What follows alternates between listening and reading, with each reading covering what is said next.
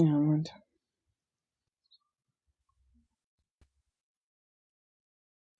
Can you tap the screen? No. Amanda. Hi. Hello. No, we don't play with pictures.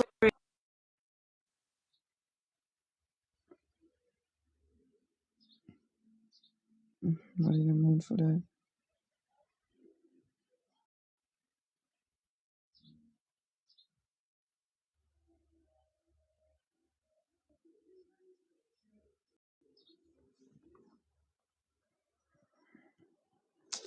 Khathele mina ngiyazeni. Akhona ufuna ukungena.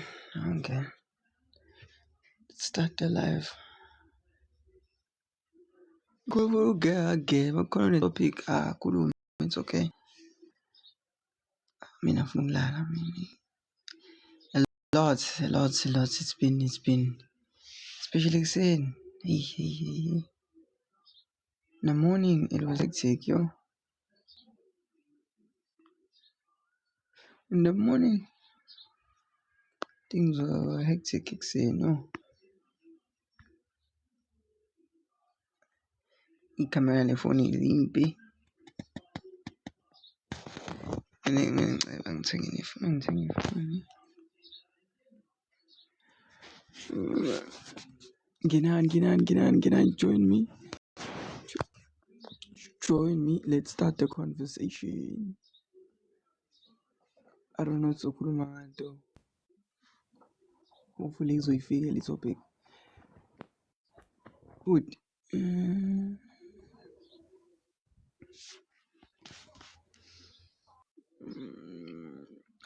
Thank you for the gift, Ibu.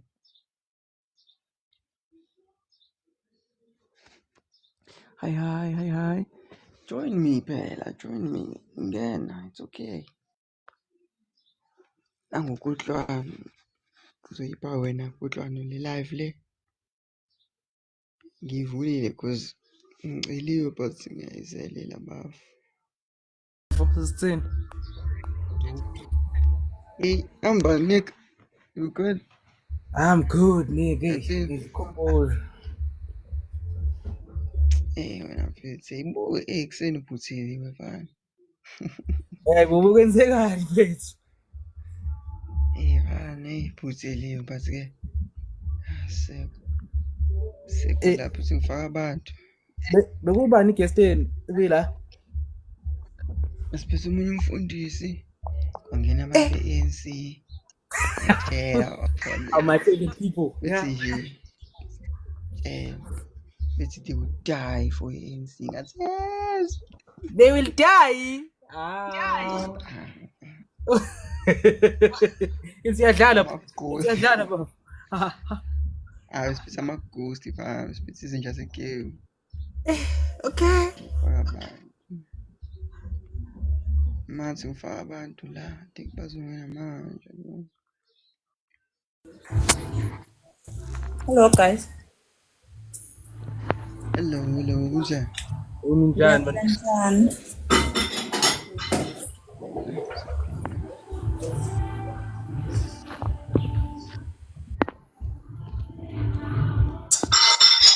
Bathini abafundisi? Hayi ke-topic, bathini abafundisi? Bakhuluma into ey'ningi abafundisi. Bayivikele i-religion. Uphi umfundisi osengimsendele i-request mhlawumbe uzobuya. Okay. Sizama umbuyisa. Mina nginombuzo sensitive for wonke umuntu nje nabantu abakuma-comment. Sisafuna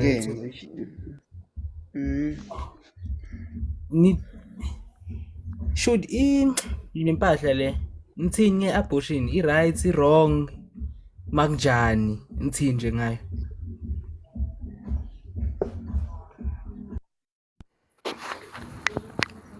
Cela ukufakaza mina ngoba akekho nje ongathi uyafakaza. Awubatholi. Khuleka bafu ngena. Ungaqala. Okay. Abortion. Well, Yeah, yona indaba sensitive, like it is very sensitive. Ngoba like ubaba, like okay, it takes two people to make a child, right? Well, to conceive a child. And then umama yena, yes, she can decide ukuthi yena maybe it's her body, and then maybe she doesn't want to have a child and whatnot. And yes, akhona ama-consequences wakhona. And then ubaba ngapha like yebo like physically ngoba semhlabeni naye it's gonna be like it's a good thing. Umama uthi angafuna ingane, that's a good thing, like no responsibility. But then I believe there's a spiritual side to it.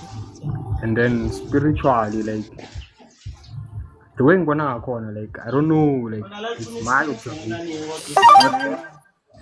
Like khona abantu like abobaba like amadoda angena ingane, like from the elder people, like umuntu ona 50 that doesn't have a child, like he looks healthy, he looks young, whereas umuntu that is 50 onomndeni, he's married and all that, he has so many responsibilities, he looks like he's been through a lot. And like abortion for me, like I don't say it's right, like yes, I don't approve of it. I rather say that njengendoda, like if you, well, not as njengendoda but as abantu abathandanayo, if you're gonna do izinto zabadala and do that business and all that, just take our precautions, because like yonke into nowadays we take it as it's physical, yeah, but most of the things that we do, yeah, After this guy, can I answer, please? I believe there's a spiritual side to it. Yes, you can answer. I'm done. Can I answer? Yes. Okay. The thing is that abortion or no abortion, it's like having sex.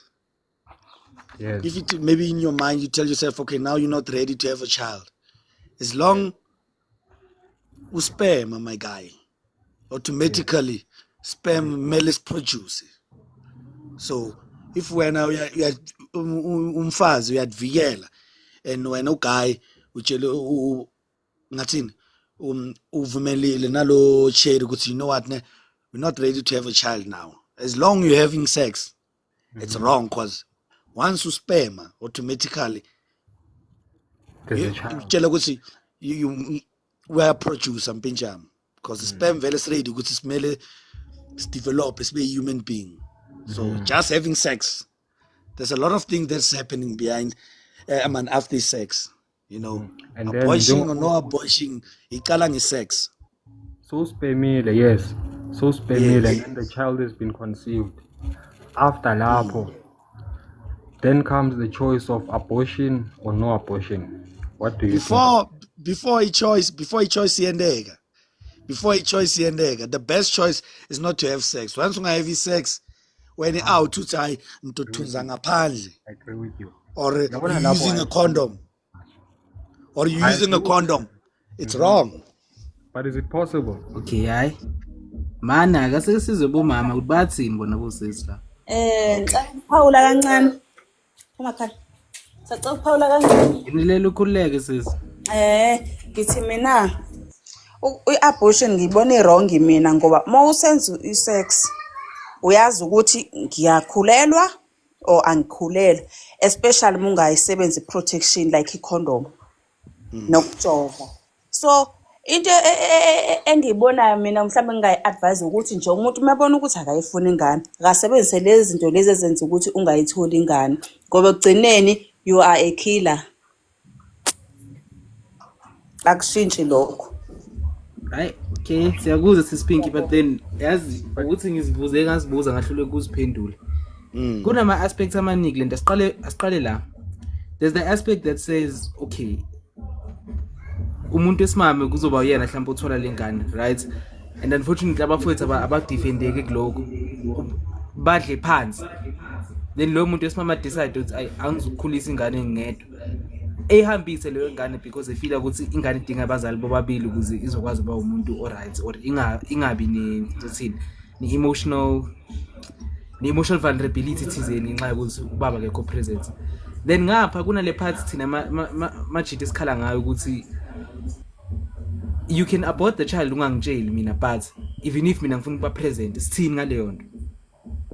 Hayi ukhuluma cela nje Mina okay nje soqhubeka but then okay. cela nje ukufakaza kuleyo daba like okay in today's society ne like khona lento ukuthi like okay we sleep and then like I can just get a partner today njengoba kuyi weekend and with December I'll get a girl senze into yethu and then kusasa siyavuka like impilo yaphambili. And then like there was once upon a time ngaya esontweni like izinto zami zingahambi kahle ngaya esontweni and then okay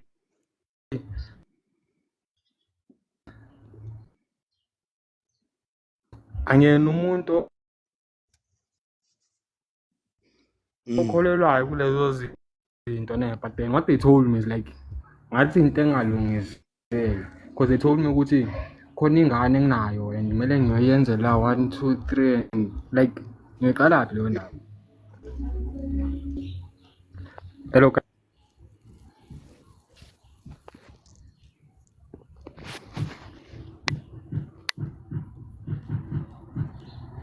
But do you know, guys? Isa. Oh, I lost network my network got down. okay.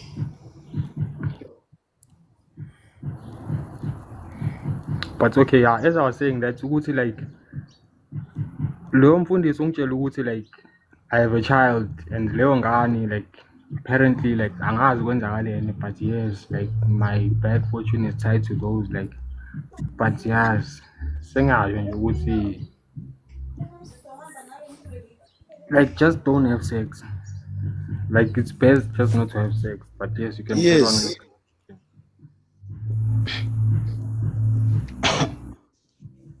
Yes. Sinibona bafethu.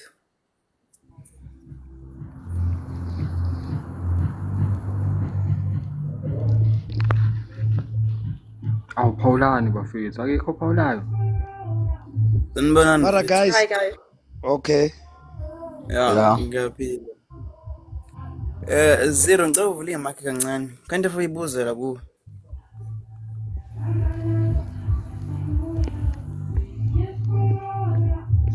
Hey, ngibusy mina yazi. Ngisabusy but ngikhona, I'm listening. Usabheza kancane pha, Man, akulungile ngisethe. ungaba busy. Akulungile ungaba busy. Noma ngiyakhuluma ma. Ufana nabantu la. Alright, Angazi mfethu. ngisithi Lana topic mfethu. Lana mfethu bengifisa ukubuza la mayelana nabantu abafaka ama-ring yangithola. So manje mengabe benza izinto physical to abanye abantu to attracker imali nazo ezinye iy'ndlela zokuthi mhlawumbe umuntu uma esethandazela omunye umuntu athi uma umthinta ikhanda aginqeke phansi. Yenza kanjani lento leyo? Ngicabanga ukuthi mina ngokwami isithwalo leso Yeah. alingenisa ngabantu. Yes. Okay, phendula. Ngiyavumelana mina, I'm just agreeing.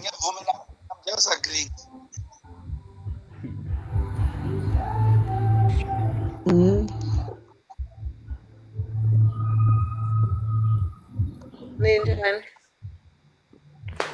Isithwalo Khulumani lesi guys. ngizokhuluma. Okay guys, Askisi. like ngathi wonke umuntu like is not sure ukuthi singakhuluma ngani. Can I bring a topic? Le be right le lesithwalo be right le. It's reality. Like we can understand it like mina ngifuna ukukhuluma ngele ntuzana like romanticism, like Okay. how it's been so like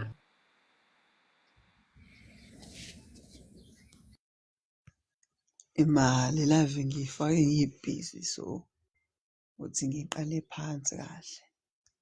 Ivake ngibusy konke engiyenzayo la eceleni. Sikufaka abantu. Kumbe ngifaka abantu. Okay, Amanda, ngizofaka. Let me read. Ufaka abantu kabusha. Usually ngifaka abantu abusha. Busy. I'm back now. Ekuzini ungiqedile uthi nje ngikhade. Izini ngisafaka abantu-ke manje.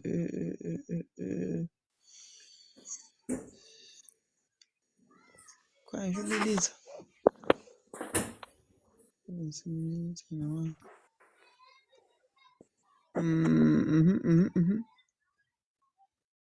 Ngoba benikhuluma ngani ama-abortions, trying to figure out ukuthi is it good, is it bad. Yeah, I think that was into ebengidiscussa. Moderator ungene phela, it's been a while since wangena warun izinto. Sorry anginizibe. Moderator. Ngena moderator, it's been so long since wacida ungena. Ngena moderator, ngena. Ngiyacela. It's been so long since kuwena oshaya umthetho la.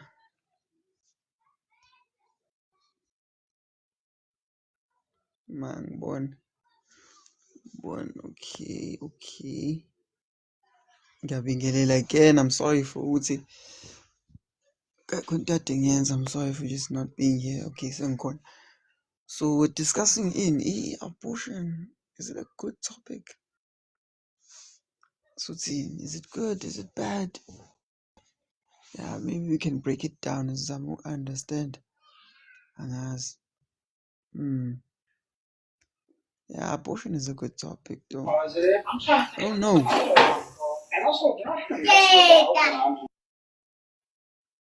Yeah. Anyone can start. Ngilalela. I don't know. Yeah, nangu moderates. Moderates, do you think, man? Ngizolalela. It's been a while.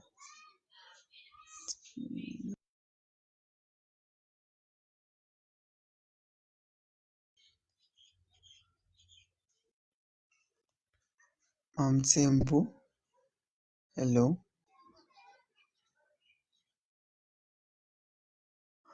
Moderator.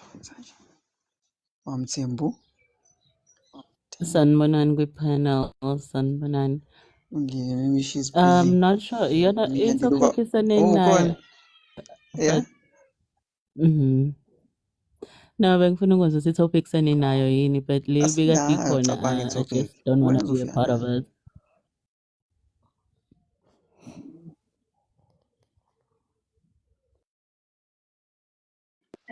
Okay, create yakho wasinayo literally. Phela life just starts. Sanibonani. So lalela sizwa ngathi. Yebo. Ninjani? Bathu ngikitlile kasigaxa. Ngithe ngiphuma ku-live namhlanje sengiyafind out-ke nge-witness D. Niyamkhumbula lwabhudi loya wakumadlanga? Lo bekathe yena bathe ayohamba ayolahla isidumbu kuphi? Lomlungu. Yes, kuthiwa uFandimera. Kuthiwa ushonile izolo eBrakpan. Bamthume uphuthu. Dead. Cabanga ke. The Ene government is ukhanazi failing us. uthe yena uyamazi uwitness D. Bokhet Matlala baningi la. Hayi kuningi eMzansi. Kuningi So guys. South Africa is not what they told us. South Africa is just like any other countries. Lay bad. Ke Sodoma le Gomora. Yes. Ish. Nothing is Sekusele nice thina about this manje. place. Yeah, nothing is nice about this place. So media is just hiding a lot of stuff. But you just concentrate go those things. But after that, a lot of things is gonna happen. And apparently in media they released this statement sokuthi i-witness D refused i-protection bathi bamnika i-protection wayinqaba yena. Mahawufukutsha volume. Hayi, asazi Mzansi. Magus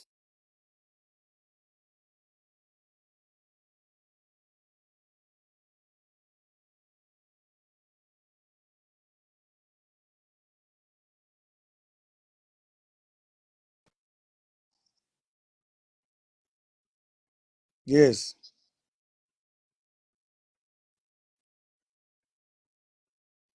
Mm.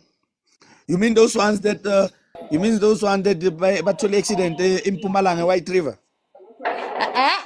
Laba batholakele bashonile Henops. Oh, yeah. Yeah. In the meantime, umuntu angaza ne-topic, guys. Mina ish. Yeah, guys, come with the topic. Yeah, that's but there's a topic. Romanticism isekhona ne-esaba. Yeah, Asambe. Come, So my guy. like my question is like le ndaba ka it's based on le ndaba ka Romeo and Juliet.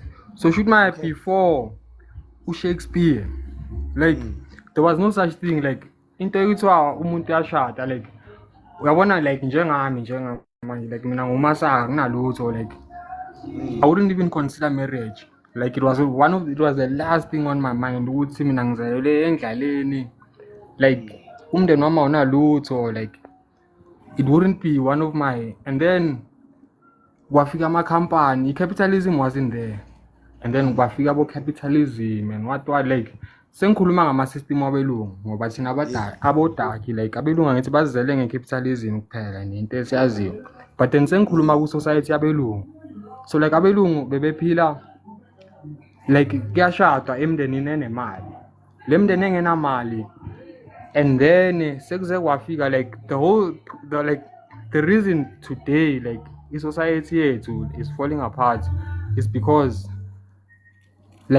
of leso stories abo Shakespeare nabo Romeo and Juliet and what nasi sesifuna ukuphila like we don't even know the backstory nani like so like I don't know like lento le isenhlizweni like I don't even know how to digest it or digress it like Ngiyakuzwa mina. Ngiyakuzwa. Moderator, thini topic? We've been waiting for you now. Swazi Musukuthule. Swazi.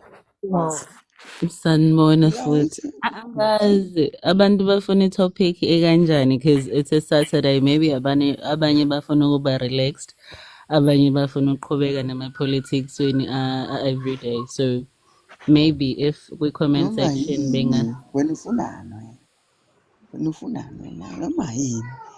Noma yini nje kuhambe emqondweni wakho. Sizwa ngawe moderator. no uSli uhleze ekhona lana ngicela kube uyena ositshelayo Hayi uSli kwi-comment section ngikhathalwe yini politics Ufike emqondweni wakho wena ucabanga.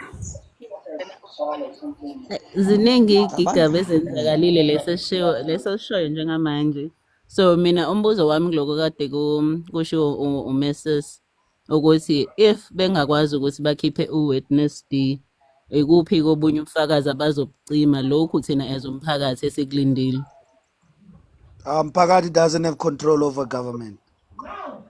I think at this point bazokhipha wonke umuntu one-information because ushilo uMkhwanazi ukuthi yena uJay Mkhwanazi ayilo wethu uJay Mkhwanazi wathi yena he can't afford to go to jail ashiya abantwana bakhe so uzobacima vele from wena Vandimere athi Colonel Thipa athi uMapiyeye uyobalanda bonke because yena he can't afford ushilo ukuthi yena he can't afford to go to jail Uzowathi ngakwazi ukushiya abantwana bakhe yena nefamily yakhe ejele. Into engayenzile.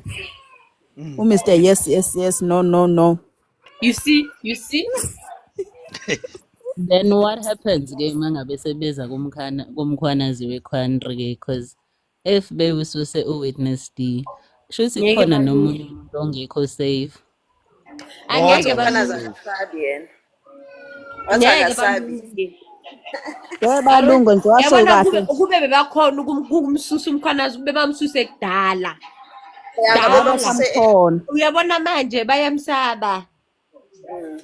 Hayi angeke I don't think bazomlinga shem. Ngiyakhumbula ezebuzo interview lapha ukuthi uthembe ne-risk ngefamily yakhe.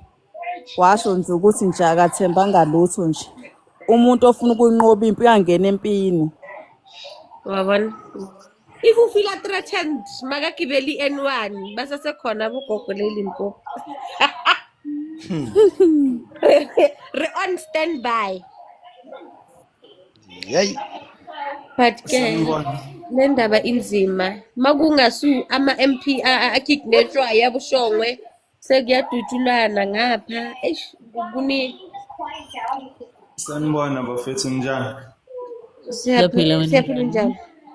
njani? Ngikhona bafethu. So, lokho enikhuluma ngako ngiyakwazi nami yabo. Kodwa-ke ngithi ngifuna ukukuveza ukuthi mina bafethu ithemba lami angisalibekile kwi-media kakhulu.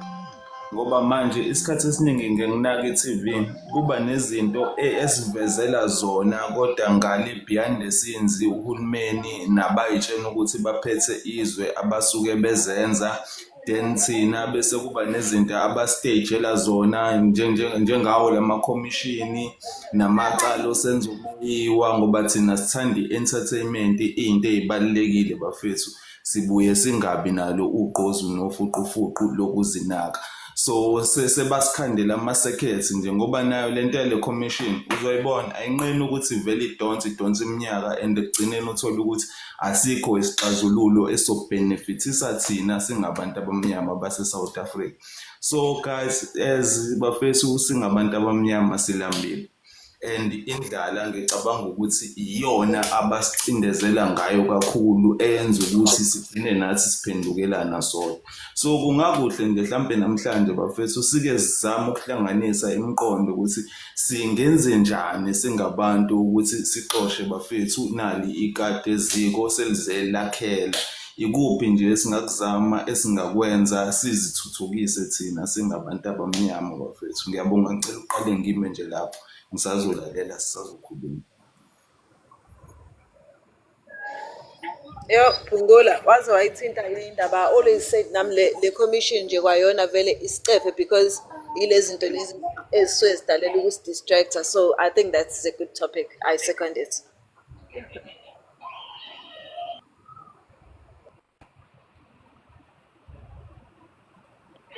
Kodwa manibhekile guys le commission izosiza. Angeke izisize. Mina nje ama-commission sike sawabona before but ayikho into esike sabuya sazotshelwa yona as umphakathi ukuthi kwenzakalele. So le ukumosha nje isikhathi after ukubona loya mama efake lipstick ehleka lokhuya kwakuyisitshengisi. Hayibo loya mama Azakhipha lelimi. engasahleka azakhipha ulimi acifihlo ngithi hayibo gebengu bomfazi omdala. Like manibhekile ukuthi abantu basekuleni bebaramla into enje. Ngathi student saka Mary de Haas. Ngathi Exactly. wafundiswa Mary de Haas loya. Yabona at this point the way izinto ziyenzeka ngakhona ne. Feel like njengoba sisi kubhizi kuthakathwana la. Yeah. Ngoba kubhizi kuthakathwana la. Wena bathangathi bangahlangani vele. Sisi kuhlanganwe kulwise lento lenkinga esinayo. Lithi yini impicabadala.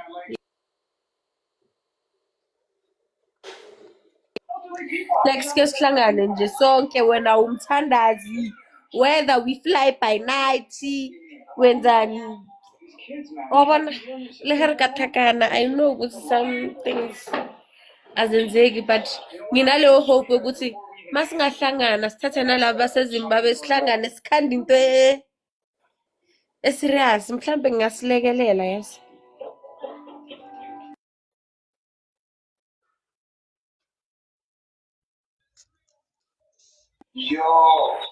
Guys nangizwa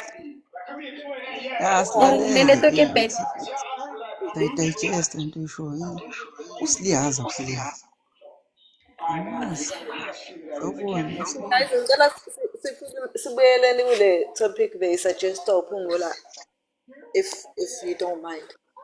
Ngoba I think that will be empowering. It's out of our control. We can't do anything about it. The police called me. I have a stalker in the jail. So I'll go first. okay Baby, Phungula, I mean, I always say to, I talk to youngsters a lot. I always say, mhlambe mangabe ufuna ukuthi wenze into ezokungenisela imali, umuntu kufanele aqale ngento le ayenza nje naturally. uthola ukuthi abantu bayamncoma, uthotha akayinakile nje leyo nto leyo. You know, people are gifted in different ways. Abanye abantu bagude mhlawumbe ekuklineni, omunye ugude ekuphekeni, omunye ugude ukwenza ingadi. Uyakwenza nje, uyakuthanda and akakwenzela imali. And abantu they always praise yena ngokwenza leyo nto leyo. I believe mangabe uzofocusa kuleyo nto leyo and just make that thing make you money, singaphuma endlaleni siyabantu abamnyama, because imali ilele vele ezintweni ezenziwayo. You know, imali sebantwini. If uthanda ukwenza ingadi, you can do that for abanye abantu and just structure i-business yakho ngendlela ozokwazi ukuthi uyidayisele abanye abantu, and that's where you can start and go on.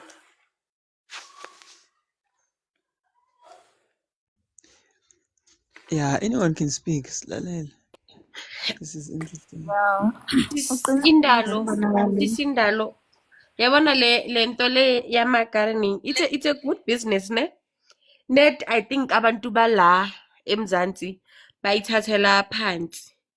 You see la ngihlala khona kunomunye umfana oyenza ingadi wala eSouth Africa vele. And wenza imali and people still don't see it like a job. Even nokulima uhamba uhlala emakhaya ulima, abanye abantu abayithathi as umsebenzi oserious. Nokulina abantu abakuthathi as umsebenzi oserious. Bathi bona banama degree, but at this point kumele sibe nawo ama degree but imisebenzi ayikho. Sisenza lokho esikutholayo but ke abanye abantu abayiboni ngaleyo ndlela. Uqinisile, yazi njengoba ukhuluma ngendaba yengadi nje, la bengihlala khona before eMontclair bekunobaba nje, ubaba khona wayebizwa ngobaba uMkhize. Wayevele wahlakanipha kanjani lo baba, because wenza ingadi kushuthi unabafana bakhe, yena uGundu utshani anenzela imbali, abafana mase beyaqoqa ke emva kwakhe. And then he approached umuzi nomuzi emgaqweni and wenza ama-contracts ukuthi I'll come twice a month, whether it's winter or it's summer, I'll come twice a month, and when you pay me a standard price every month. And the price yakhona beyingabizi kakhulu. And when you think about it now, ubuka ngempela, I think ubaba uMkhize lo ube charge about 300 rands, and nje igceke lakho uzohlala li-clean ngaso sonke isikhathi. Nomakhelwane am-approach nomakhelwane alandelayo, and that was very good business. Ubumsustainer ekwazi ukuphila eMontclair ngalesa sikhathi behlala khona ngaso, ekhokha ama-rates and everything was going good, ehambisa ingane esikoleni. So it's a very good business. Abantu nje bayibukela phansi. Into nje esezandleni zomuntu, umsebenzi wezandla, it's always a very good business. Abantu nje ukuthi abakwazi ukuyistructureisha kahle ukuthi ikwazi ukuthi imsustain. Ngiyabuya manje. I think le business masingayifundisi abanye abantu, masingafundisa abanye abantu ngayo, sibayenze bayibheke ngelinye ilihlo, because nami ne njengoba ngihlala la khana ngibheke ngelinye ilihlo ukuthi mosilento le inemali, because mina ngiyambona lo muntu engikhuluma ngaye uthola imali every month. La majarida awayenza awaklinayo uyafika ka-2 vele per month, uthola imali every month bayambhadala. So masingafundisa abantu ngayo mhlawumbe kungenza umehluko, mhlawumbe bazoyicabanga ngelinye ilihlo the way sibona ngakhona, yabona? Yeah.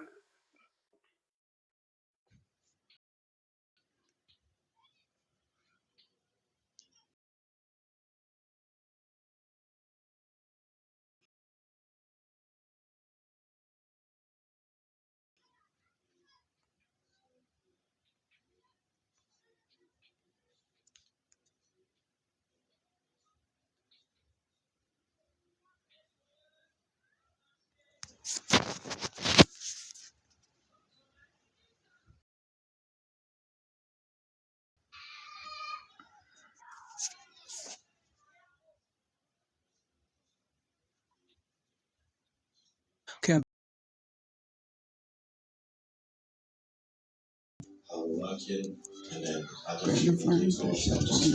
Jeez.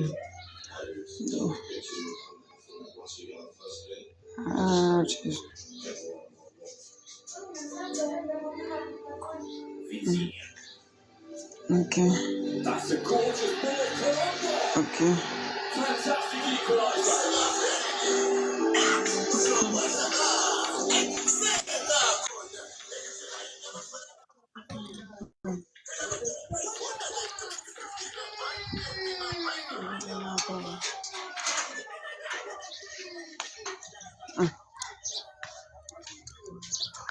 Hey Misa, hey Babuya Misa abantu. mfethu, Imanza. Kwenzekeni? Hi. Ngifuna ukufaka imoto egarage ne? Ufaka imoto egarage, give me a few minutes, but yeah, whilst you're here, you can just enlighten abantu abakhona on the topic you have. So ufaka imoto egarage manje real quick. Wait. Yeah. Hi, Fix. Hi, Zen. Hello. Yeah, besikhuluma ngokuthi what can we do ukuthi sizenze sibe ngcono sikwazi ukuthi siphile, you know. So into ebengicabanga mina khona lento esingayinakanga bayibiza i-fish farming, yabo. Mangabe unamanzi, yabo mina lapha emakhaya nginebhoholi. So bengibheka ku YouTube kwamanye amazwe ase-Africa ukuthi i-fish farming bayenza kanjani. Bayenza ngale mgqomo, yabo le mgqomo le e-blue emkhulu, le mgqomo e-blue emkhulu. Abenza amaphondi bona. Benza ngale mgqomo emkhulu bafake khona ofishi, the empty water every 7 days, bebonisa ukuthi bawafida kanjani. So that business ayihluphi kakhulu if you can get i-training. Khona ubhuti engimbonile wase Soweto, maningena ku YouTube ne nibheke fish farming in Soweto. That guy is a young guy, I think he's in his 30s. Yenza yona lento le fish farming and uyenza ngemphongolo emkhulu eblue elokishini, uqala enze elokishini. I think now usenendawo enkulu la enza khona. So we can start those things ezingahluphi kakhulu kodwa sifune good training ukuthi sivikela kanjani labo fish bangabi nama disease, kube ufish nje oright organic, sibafidani. I think those things zingasiza ukuthi sikwazi ukuqala kancane ukwenza amabhizinisi ngoba abanye yabona nabakwazi ukulima balima. Misa, musukuthula sis. I wanted you to come up with a topic. I trust you. Funa ukuzwa. I want to hear what you've been thinking about. Miss. Hello. Miss Uthule. Ngathu. Hi. Yeah, sis. Was. Hi, everyone. It's topic, guys. Topic. So controversial. Was Isanayo. We trust you. What's the topic? Would you come with a topic? Zen? Wait, Oh, I'm just a topic. Misa. Hi, man. You can do this. Was. No, I'm interested. ngingazama zero because mina vele ngidila nezinto ze farming la khona lapho khona Yeah, abantu Misa. Kuleka, give her time. Misa. Ngiyakuthemba. I trust you. Isanayo, an interesting one. What's up? Ngiyakuthemba. Give me like an interesting one. Can you hear me first? 'Cause I don't see people. Yeah, siyakuzwa. We can hear you. Uyandiva, Zir? Yes. Okay. Here. Why I can't see other people, guys? It is raining where I am. Oh, here is Ufix. Yeah, I see. I fix. So I'm saying, then and be honest, what was the ANC fighting for? The party. Now we have two things. Was the ANC fighting for the liberation of the black people at large? Or was the ANC fighting to take the country from the Afrikaners to British? Back to British. Okay. The reason I don't think that we speak a lot about this because we just know ANC, Isilwa revolution and all the stuff. But the politics of South Africa are quite different than the politics of Zimbabwe, Zambia. They had the colonialism, and then we had colonialism and apartheid, not one thing in South Africa. So, like ANC, yayisilwela to free us from the colonialism and apartheid, or yayisilwela to free us from apartheid and give us back to neo-colonialism. So that's sorry, that's the thing. well done. Yeah, I like the topic. Yeah. Molweni ninjani? So Happy. sisimisa mna first of all into endizibuza yona, what is ANC kahle kahle? Yintoni ANC first of all, because ANC akho nto ilweleyo. Kuthiwa si-free but asikho free, so mna ndiyiboni kwanto ilweleyo, i-just gain power, isebenzisa abantu abamnyama ibabeke ngaphambile so that sikwazi ubalandela. That's what I understand mna nge-ANC. So into endiyibonayo, u-ANC iuse ipower ngoba ingabantu abamnyama yama ngaphambili and yaqala yenzani, yathatha umama bethu, because umama bethu andithi bakhulisa thina. So nathi sakhuliswa ngento yokuba i-ANC it's standing for black people. Loo nto leyo yasingena engqondweni yoba i-ANC it's fighting for us, but ngoku xa siyasikhula siyabona uba akho mntu osilwelayo.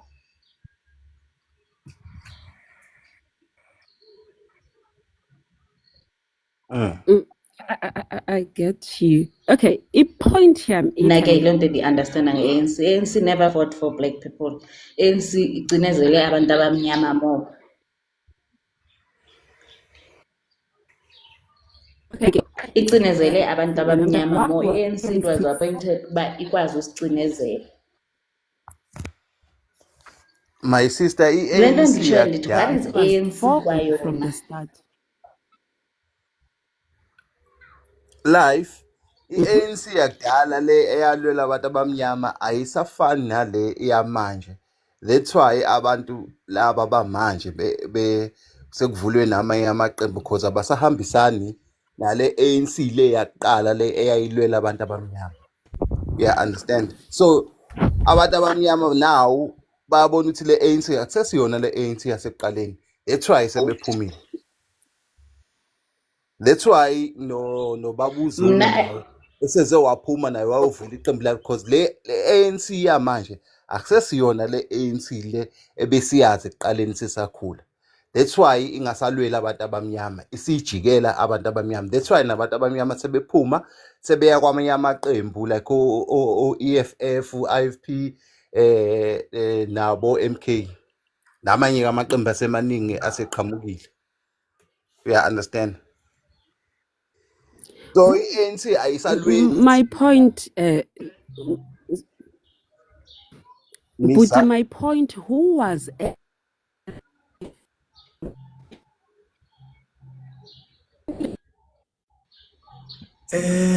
sanibonani, anizwakali khona okhulumayo nenikhatheke.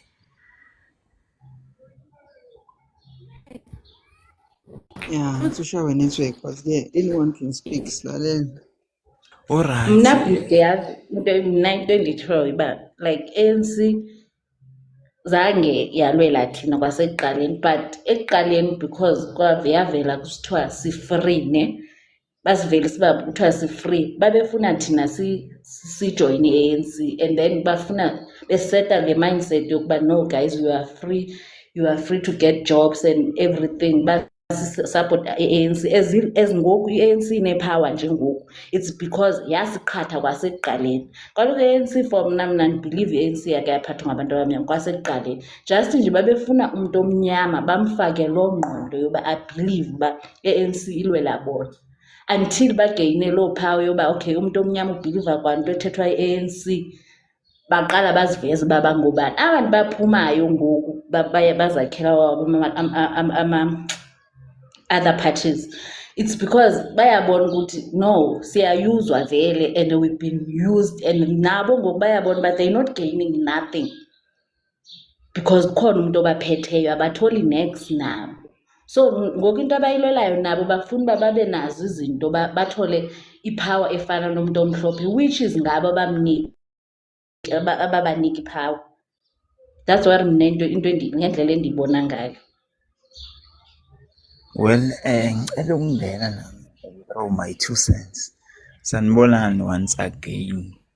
Mina ulwazi lwami-ke nami luncane kulolu daba lwe-ANC, but i-history ANC, ithi ANC started as i-organization ethile or a grouping ethile yabantu eyayibizwa I think nge-SANNC if I'm not mistaken, in South African Native National Congress. So bebethumela incwadi to the British governance, ku the Queen.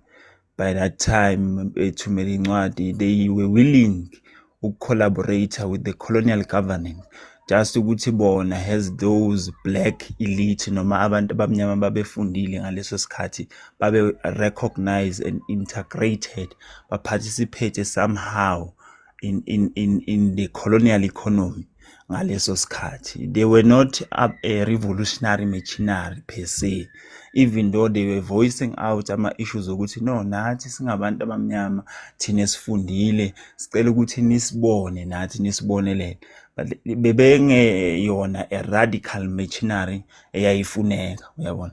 So ngokwami ukwazi, and then it got radicalized I think in the early 50s or late 50s by the likes of Abu Babu, Nelson Mandela, youth. I think by that time kwase kuyi-ANC. I don't remember very well because the history somehow is limited. Uyabona ukuthi yaqala nini ukuba ANC, and then it got radicalized. Kwase kuba khona a military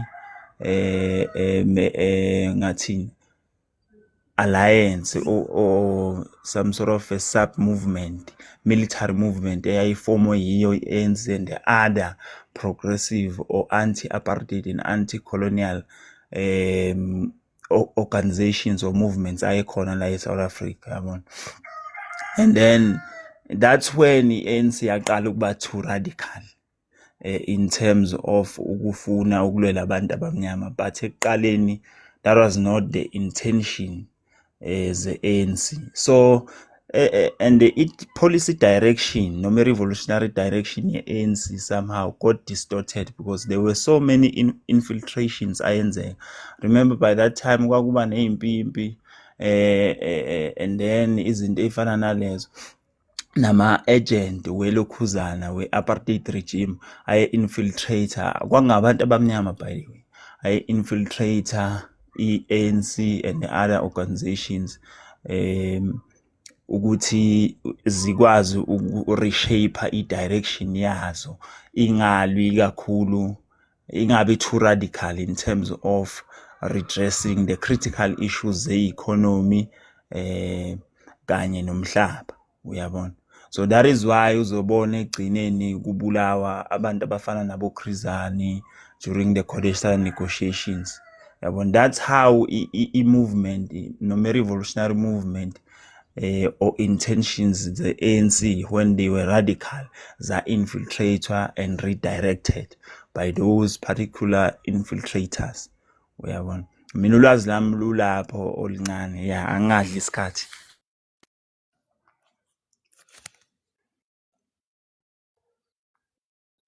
Sanibona nonke kwipanel. Yebo. Mina nami ngizobeka indlela engibona ngayo la, hayi ukuthi into enginesho ukuthi iqiniso. Mina indlela engibuka ngayo lana ukuthi lento eyayenziwa i-ANC yaphumelela hayi ngoba vele labantu kuyibona in control babengafuni iphumelele, babefuna vele, I think babefuna ukuthi iphumelele because khona le ncwadi le engiyifundayo ya General Albert Pike. He was a 33rd degree Southern Jurisdiction Mason of the Scottish Rite. So khona into ayisho lapha kuleya ncwadi yakhe ukuthi bona basebenzisa ama-initiates mangabe bezo-initiate kuma-lodge, they are giving them false interpretations of ama-symbols e-craft ukuze babe satisfied bayitshela ukuthi bayazi kanti no bangazi ukuthi kahle kahle abazi. So leyo nto yangikhombisa ukuthi these people indlela abasebenza ngayo bayakwazi ukudeceive umuntu ukuthi bayitshela ukuthi uwinile, so uzoba satisfied ungeke uzubone ukuthi you have to fight. So ngicabanga ukuthi lento ye-ANC, because laba bantu I think beba infiltrate lo government abaningi, so I think lento ye-ANC bayiyeka ngamabomu because they knew ukuthi vele bona they are already in power. So I think babefuna uku-installa le mindset ebantwini ukuthi kahle kahle sebewinile, so they cannot see a reason to fight. Bayitshela ukuthi hayi sebe-free kanti cha basayiwona ama-slaves, but kuyikona ukuthi they are being deceived, benziwe ukuthi babelieve ukuthi they won kanti cha. So I think impendulo yami kulo mbuzo ade ubuza Misa ukuthi i-ANC was actually giving back power to these people. Kingazi ukuthi mhlambe ke ama-British nama-English babengewona nama-AI. Ngiyabonga.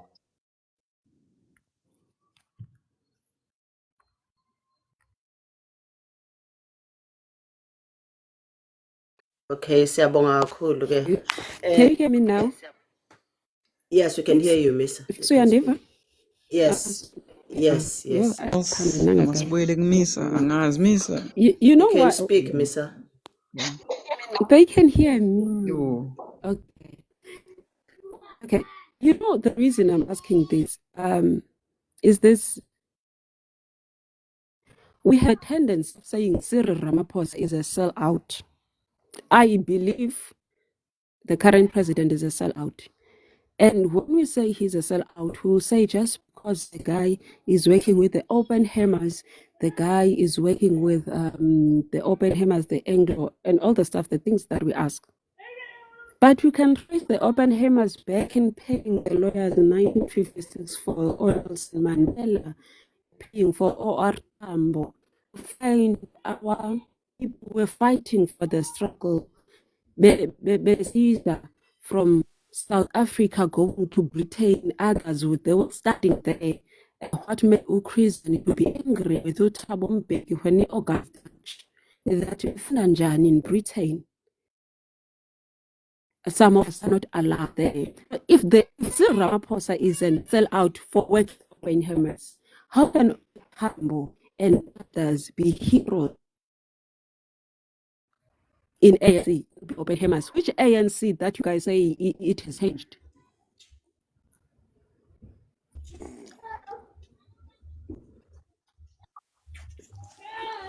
Ninjani? That's my thing. Oh, okay. Excuse me, Misa. Bengithi usuqedile kushuthi network. Go on, Misa. I'll come Yeah, after you. no, I couldn't. Okay, I think ubhuti I think usephumile angizange ngisabona kahle ukuthi ubani lo oyichazile wathi ekuqaleni beku ama-few elites abefuna ukuba recognized by abelungu because they wanted whatever help they wanted from abelungu. I think isaqhubeka lapho nje namanje. Abantu nje abayi-few akukaze kwashintsha futhi. Bekuhlale nje kwabantu abayi-few just that ba-deceive abantu ngokuthi besebenzisana nabo abelungu. Ba-deceive abantu ngokuthi abantu bababhilivise ukuthi now amandla asebantwini amnyama. But I don't think it was ever the case. I think it has always been a few elites that just wanted to be recognized and assisted by abelungu, and they were willing to sell everyone else along with them just ukuthi bathole lolo siza kade belifuna.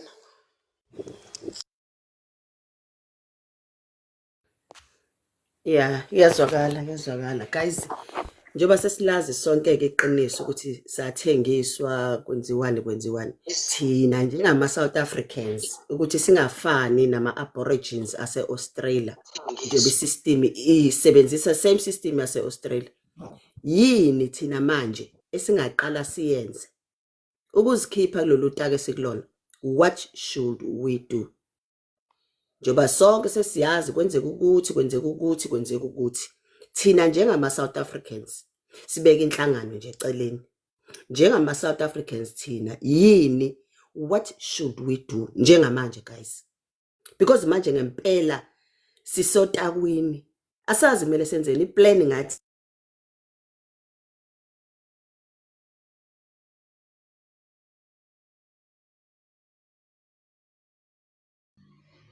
Ngiyaxolisa, inethiwekhi iyabheda, angizwa lutho iskrini si-blank. Ngicela ukuyi-enda le live, we'll try again kusasa noma namhlanje ebusuku.